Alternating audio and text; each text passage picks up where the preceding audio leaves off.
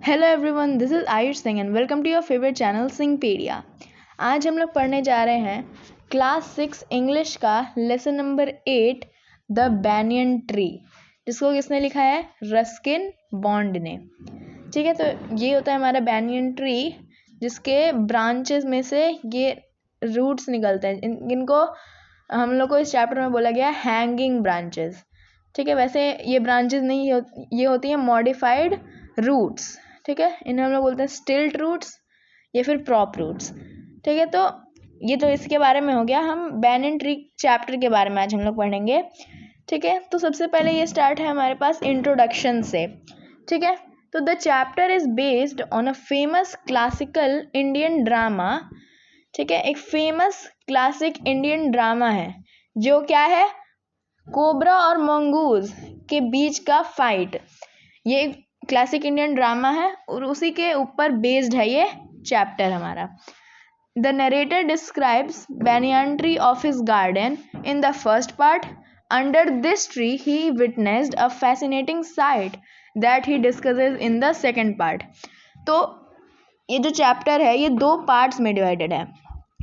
ठीक है, तो फर्स्ट पार्ट में क्या होता है कि वो जो बैनियन ट्री है उसके बारे में बताता है, और सेकंड पार्ट में क्या होता है कि उसे वहाँ ऊपर से, मतलब बैनियन ट्री के ऊपर जब वो चढ़े थे तो उनको दिखता है एक बहुत ही ज़्यादा इंटरेस्टिंग साइट, और उसी के बारे में वो बताते हैं सेकंड पार्ट में। ठीक है, तो हम लोग पढ़ते हैं पार्ट 1। तो क्या है पार्ट 1 में कि the young narrator lives in Dehradun in a house having a banyan tree in its garden. तो जो यंग नरेटर यानी कि जो रस्किन बॉन्ड है इस समय के, ठीक है, जब ये नरेट कर रहे हैं, जिस समय की ये स्टोरी है, तब जो नरेटर थे यानी कि रस्किन बॉन्ड वो देहरादून में रहते थे, और उनके हाउस में एक गार्डन था जिसके अंदर एक बैनियन ट्री था। The tree was very large and so old that its hanging branches had started taking root in the ground. तो देखो, ऐसा होता है बैनियन ट्री हमारे पास। तो इसमें क्या होता है कि ये हैंगिंग ब्रांचेस जो हैं वो ऊपर ऊपर तक ही रहती हैं, लेकिन ये इतना ज़्यादा ओल्ड था कि ये ग्रो कर करके जो हमारा ये वाले हैंगिंग ब्रांचेस हैं ये ग्रो करके पूरा रूट के अंदर जा रही थी, और ये रूट का फॉर्म ले रही थी। इतना ज़्यादा ओल्ड और इतना ज़्यादा लार्ज था ये, इतना ज़्यादा इसे सपोर्ट चाहिए था। ठीक है, इसलिए तो उसके बाद ये रूट होते थे। The tree was the narrator's favourite thing. ये जो ट्री था बैनियन ट्री, वो उसका फेवरेट चीज़ था उस गार्डन में, और वो इस पे क्लाइंब करना बहुत पसंद करते थे। ठीक है, तो अब देखो, जब ये सब कर रहे थे तो उन्हें एक टाइनी ग्रे स्क्विरल मिला। ठीक है, गिलहरी मिली एक। ठीक है, उसके साथ वो फ्रेंड बने, और वो जो स्क्विरल था वो पहले तो बहुत ज़्यादा डरता था कि उस ह्यूमन से, उस मतलब रस्किन बॉन्ड से, लेकिन फिर वो धीरे धीरे फ्रेंडली हो गया। और जो बॉय था, मतलब रस्किन बॉन्ड जो बॉय था, वो उसका ट्रस्ट कैसे जीता? तो उसे हार्म नहीं करके उसे खाना खिलाता था, वो केक बिस्किट के मोर्सल्स यानी कि होता है स्मॉल पीसेस ऑफ फूड। ठीक है, स्मॉल पीसेस ऑफ फूड के स्मॉल पीसेस को हम लोग मोर्सल्स बोलते हैं। तो वो पूरा एक साथ तो खा नहीं जाएगा, उसके स्मॉल पीसेस लाता था और वो फिर उसे खाता था स्क्विरल। कभी कभी तो उसके हाथ में रहता था और वो डायरेक्ट उसके हाथ से ही खाने लगा। जब थोड़ा सा ज़्यादा वो कंफर्टेबल हो गया, जब बहुत ज़्यादा कंफर्टेबल हो गया, तो वो उसके पॉकेट में ही घुस जाता था और देन वहाँ से ही खाना निकल के खा लेता था। ठीक है, और हार्म के लिए हमारे पास 2 यहाँ पे मतलब वेपन्स के नाम दिए गए हैं। एक है कैटापल्ट, ठीक है, और दूसरा है एयर गन। ये जब उसे पता चला कि उसके पास नहीं है, तब वो मतलब फ्रेंडली हुआ।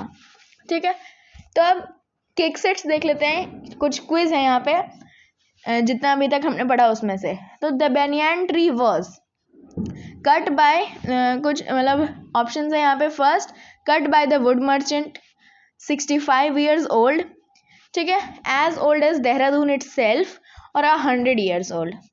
ठीक है, तो ये आपके टेक्स्ट बुक में दिया हुआ है। जल्दी से आप बताइए मैं आपका आंसर बता रहा हूँ इसका इन 3, 2, 1। इसका आंसर है as old as Dehradun itself.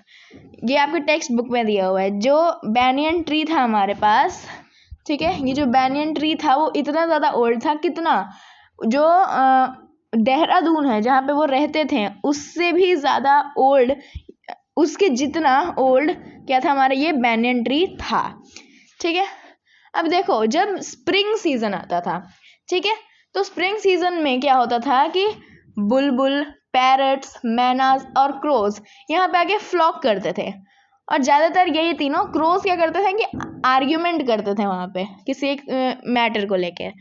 ठीक है, और इन समय पे जो बैनियन ट्री था वो was full of small red figs, उन पे फिग्स लगे होते थे। ठीक है, एक फ्रूट है।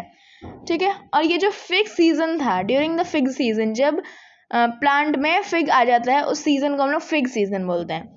तब जो बैनियन ट्री था वो बहुत ज़्यादा नॉइजी होता था, बहुत ज़्यादा वहाँ पे शोर होता था, इसलिए लिखा गया है the banyan tree was the noisiest place in the garden. ठीक है, उसके बाद on the tree there was a platform which the narrator called the banyan tree library. तो जो नरेटर था हमारे पास, उसने जो बैनियन ट्री था उसके ऊपर एक जगह बना दिया, एक क्रूड प्लेटफॉर्म बनाया। ठीक है, जिसको वो क्या बोले हैं हमारे नरेटर, बैनियन ट्री लाइब्रेरी। ठीक है, अब वो उस जगह पे क्लाइंब करना बहुत पसंद करते थे और क्या पसंद करते थे, वहाँ पे अपनी फेवरेट बुक्स पढ़ते थे, जैसे कि क्या, ट्रेजर आइलैंड, हकलबेरी फिन और द स्टोरी ऑफ डॉक्टर डॉलिटल। ठीक है, ये सब वो वहाँ पे पढ़ते थे। ठीक है, ही सिंपली सैड नहीं होगा यहाँ पे, सैड होगा। ठीक है, वो बस वहाँ पे बैठते थे। जब उनका कुछ पढ़ने का मन नहीं होता था तो वो क्या करते थे, वो लीव्स के थ्रू नीचे देखते थे वर्ल्ड के, मतलब वर्ल्ड को स्पाई कर सकते थे वो वहाँ से। ठीक है, और ऐसी एक ओकेजन पे, यानी कि ऐसा समय जब उनको पढ़ने का मन नहीं कर रहा था और वो नीचे देख रहे थे, तो उन्हें बहुत ज़्यादा इंटरेस्टिंग फाइट दिखी। ठीक है, तो ये था हमारा पार्ट 1। अब यहाँ तक इसके भी कुछ क्विजेस देख लेते हैं हम लोग, किक सेट्स। ठीक है, the crude platform on the banyan tree was called, क्या नाम रखा था नरेटर ने, banyan tree store room, banyan tree library, Huckleberry Finn, या फिर नॉन ऑफ द अबव। ठीक है, जल्दी से आप कमेंट कर दीजिए इसका answer. I am showing the answer in 1, 2, 3। इसका आंसर है बैनियन ट्री लाइब्रेरी। उन्होंने उस प्लेटफॉर्म को क्या बोला था, बैनियन ट्री लाइब्रेरी, उन्होंने एक प्लेटफॉर्म बनाया था उसको। ठीक है, अब स्टार्ट होता है हमारे पास पार्ट 2, जिसमें क्या है, फाइट है कोबरा और मंगूज की। तो हम लोग देखते हैं, just when he was thinking of climbing down and go to the pond to bath, जब वो सोच रहे थे कि वो नीचे जाते हैं, मतलब और नहाने जाते हैं, उस वक्त बहुत ज़्यादा गर्मी हो रही थी, सब अंदर थे, मतलब सब घर के अंदर थे और वो अपनी usual spot banyan tree library में थे। तो उन्हें बहुत ज़्यादा गर्मी लग रही थी, तो वो सोचे कि क्यों ना मैं नीचे उतरूँ और एक पॉन्ड था एक वहाँ पे, उसमें नहा के आऊँ और फिर चढ़ जाऊँ। जैसे वो जा रहे थे, उन्होंने नीचे देखा कि एक बहुत बड़ा काले रंग का कोबरा था और एक ग्रे कलर का मंगूस। ये दोनों एक साथ फेस टू फेस आ गए थे। ठीक है, और अगर ये हुआ तो मतलब एक दूसरे को तो मारे बिना ये लोग छोड़ेंगे नहीं, तो इसलिए एक बहुत ज़्यादा फैसिनेटिंग फाइट हुआ उन दोनों के बीच में। और वो दोनों ही बहुत ज़्यादा क्लेवर थे और वो दोनों ही बहुत ज़्यादा फास्ट मूव कर सकते, इधर से उधर, इधर से उधर। ठीक है, तो देखो, as the cycle of attacks and defences begin, जैसे ही इनका ये फाइट हुआ, ठीक है, cycle of attacks and defences, यानी कि इस पूरे को हम लोग बोल सकते हैं कि जैसे ही फाइट शुरू हुआ तो 2 बर्ड्स आए वहाँ पे, एक था क्रो और एक थी मैना। ठीक है, तो वो एक ब्रांच पे आके बैठ गई। वैसे कैक्टस दिया है बुक में, बस मैं आपको समझाने के लिए बता दे रहा हूँ कि उस बैनियन ट्री के एक ब्रांच पे बैठ गई। वैसे कहाँ बैठी थी, अगर आगे आपके एग्जाम्स में क्वेश्चंस, तो आप कहाँ बोलेंगे, कैक्टस पे बैठी थी वो। ठीक है, तो एक कैक्टस पे आके बैठ गई वो, यहाँ ब्रांचेस की जगह आप कैक्टस ही कर लो। ठीक है, बट अनलाइक द नरेटर क्या कर रहा था कि बस वो वहां पे बैठा हुआ था और वो देख रहा था नीचे, लेकिन वो बर्ड सिर्फ वहां देखने के लिए नहीं थी, ठीक है। वो क्या थी कि ये तो नीचे देख रहे थे और उन कोबरा और मंगूस को पता भी नहीं था कि ये यहाँ पे है, लेकिन जो ये क्रो और मैना थे वो बताने की कोशिश कर रहे थे कि वो वहां पे हैं और वो भी पार्टिसिपेट करना चाहते थे उस फाइट में। तो देखो आगे क्या होता है। The cobra used its trick of swing its head to mesmerise the opponent. वो मतलब ऐसे अपना सिर हिलाते रहता था ताकि उसे लगे कि इस साइड आ रहा है वो, और उस साइड जाके वो डस। लेकिन मंगूस भी बहुत ज्यादा स्मार्ट था, वो इस ट्रिक में आया नहीं, इस ट्रिक में फंसा नहीं और अलर्ट रहा। अब वो तो इधर से उधर मूव कर रहा है कोबरा, लेकिन कुछ तो ऐसा उसका पॉइंट होगा जहाँ पे नहीं मूव हो रहा है वो। तो उसका जो हुड था उसके जस्ट बिलो था वो पार्ट, वहां पे स्टेयर कर रहा था। और उसने क्या किया कि बहुत ज्यादा क्लेवर था वो मंगूस। उसने क्या किया कि एक डायरेक्शन में गया उसे बुद्धू बनाने के लिए, उस कोबरा को। तो जैसे ही कोबरा देखा कि वो उस साइड आ रहे तो उस साइड स्ट्रक करने गया, लेकिन उसी वक्त क्योंकि वो बहुत ज्यादा फास्ट था तो वो अपना चेंज किया पाथ और इस साइड से उसे बैक पे काट लिया। तो क्या लिखा हुआ है कि as the cobra struck in that direction the mongoose changed it path and bit on the cobra's back. Cobra के पीछे वो काट लिया अपना, ठीक है। अब जैसे ही उन्होंने वो जो बर्ड्स थे उन्होंने देखा कि ये घायल हो गया हमारा सांप, तो चलो उसे खाने चलते हैं।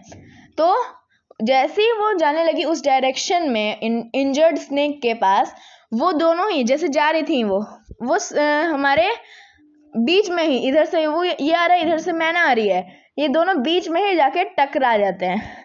और जैसे वो टकराए तो फिर एक श्रीकिंग इंसल्ट्स यानी कि एक दूसरे को भला बुरा कह के, ठीक है, तू मैं हुई थोड़ी, और फिर वो अपने अपने सेफ स्पॉट यानी कि फिर से कैक्टस पे चले गए वो लोग।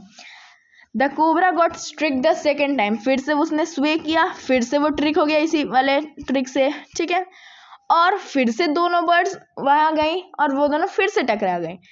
और जब थर्ड टाइम उसने ट्रिक किया, फिर से वो ट्रिक हो गया कोबरा, ठीक है। वो थर्ड टाइम जब ट्रिक हुआ तो जो बर्ड्स थी वो बहुत ज्यादा पास आ गए उस कोबरा के। तो क्या हुआ कि मैना तो वहां से भाग गई, लेकिन क्रो इतना ज्यादा पास चला गया कि उस कोबरा ने क्या किया कि क्रो को स्ट्रक कर दिया और फिर वो नीचे ग्राउंड पे ही मर गया, ठीक है। फिर लिखा हुआ है कि the mongoose bit the snake the final time। पहली बार हुआ, दूसरी बार हुआ, तीसरी बार हुआ, लेकिन चौथी बार जैसे ही किया तो स्नेक बहुत ज्यादा थक गया और वो फाइट को कंटिन्यू नहीं कर उस हालत में नहीं था कि वो फाइट को कंटिन्यू करे, तो वो वहीं पे मर गया। उसके बाद क्या हुआ कि जो मंगूस था वो उस थके हुए ब्लीडेड बॉडी को, मतलब उस सांप के, लेके गया बुशेस के अंदर, ठीक है। और मैना अपनी लाइफ के लिए ग्रेटफुल हुई, ठीक है, और वो वहां से उड़ के चली गई कि वो नहीं मरी, क्रो तो मर गया, मैं चली जाती हूँ यहाँ से।